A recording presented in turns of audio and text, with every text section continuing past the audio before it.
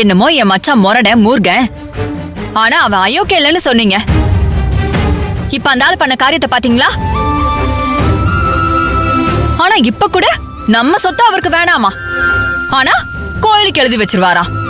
என்ன கதைங்க இது? சாமிக்கு செய்யறதா இருந்தா அந்த ஆளு சொத்தை எழுதி வைக்க வேண்டியதானே? எதுக்கு நம்மள ஏமாத்தி இப்படி துரோகம் பண்ணணும்? இந்த உலகத்துல யாருமே இந்த மாதிரி எல்லாம் பண்ண மாட்டாங்க. என்ன வக்கர புத்தி அந்த ஆளுக்கு. ரொம்ப நம்பிட்டேன் புஷ்பா. நான் ரொம்ப நியாயமா நடந்துக்கணும்னு நினைச்சேன்.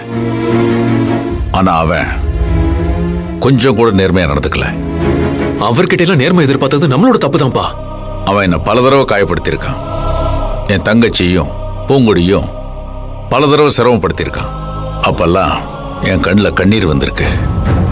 ஆனா தடவையா என் கண்ணில் ரத்தத்தை வர வச்சிட்டான். அதைத்தான் என்னால தாங்கிக்க முடியல. அதை விட்டு என்னால வெளியே வர முடியல. பா, அவரை சும்மாவே விடக்கூடாதுப்பா. உங்களுக்கு தான் பவர் இருக்குல்ல, அதை யூஸ் பண்ணி ஏதாவது பண்ணுங்க. ஏதாவது பண்ணுங்கன்னா அவனை பழிவாங்க சொல்றியா? அவன் தான் முட்டாள்தனமா ஏதோ பண்ணிட்டு இருக்கான்னா நாமளும் அதே முட்டாள்தனத்தை பண்ணுமா? இப்ப கூட நான் சொத்தை எழுதி வைக்க நினைச்சது என் தங்கச்சிக்காக இல்ல, பூங்குடிக்காக தான். எங்க வீட்டுல பிறந்த பொண்ண அந்த சிவசாமி கொடுத்தேன். அவ அதை நல்லபடியா பாத்துக்கல. அவன் வீட்டுல ஒரு பொண்ணு பிறந்தது, அதையும் அவன் நல்லபடியா பாத்துக்கல.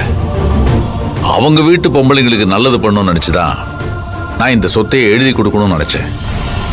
காலேஜுக்கு ஃபீஸ் கட்ட முடியாம பூங்குடி தவிச்சு நின்னது இன்னும் என் கண்ணு முன்னால் அப்படியே நிக்குது. அந்த சிவசாமி வீட்டை விட்டு விரட்டி விட்டதுக்கு அப்புறம் என் தங்கச்சிக்கு உடம்பு சரியில்லாம மருந்து வாங்க கூட காசு இல்லாம இருந்தா, சாப்பாட்டு கூட வழி இல்லாம ஏதோ ஒரு கோயில் பாக்குறதுக்கே ஆள் இல்லாம இருந்தா. அதனாலதான் அவளுக்கு நான் சொத்தை கொடுக்கணும்னு நினைச்சேன். சிவசாமியை நம்பிட்டு இருக்க வேணாம், அவங்களுக்கு ஒரு பிடிப்பு இருக்கணும்ன்றதுக்காகத்தான் இந்த நிலத்தை நான் அவளுக்கு கொடுக்கணும்னு நினைச்சேன். ஆனா நம்ம எல்லார் கடலையும் மண்ணை தூவிட்டு அவ இப்படி பண்ணுவான்னு எதிர்பார்க்கவே இல்லை. இப்படி எல்லாம் பண்ணி அந்த மனுஷன் என்ன நல்லாவா இருக்க போறாரு? புஷ்பா, எனக்கு இந்த சாபத்தெல்லாம் நம்பிக்கை இல்லை. என் தங்கச்சிக்கும் தங்கச்சி பொண்ணுக்கும் ஏதாவது ஒண்ணு ஆகட்டும், அந்த சிவசாமியை நான் சும்மா விட மாட்டேன். இதுக்கு மேல அவன் ஏதாவது பண்ணட்டும், அப்ப இந்த வளவன் யாருன்னு காட்டுறேன்.